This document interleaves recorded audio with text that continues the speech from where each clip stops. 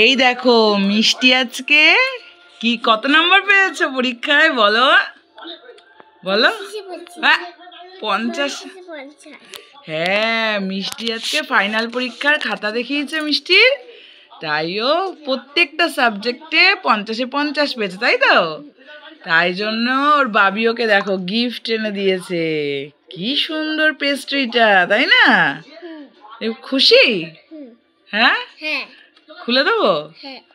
ও তাহলে বাবিকে thank you বলেছো? Wow কি সুন্দর তো, আমাকে একটু দেবে? ও বাবা,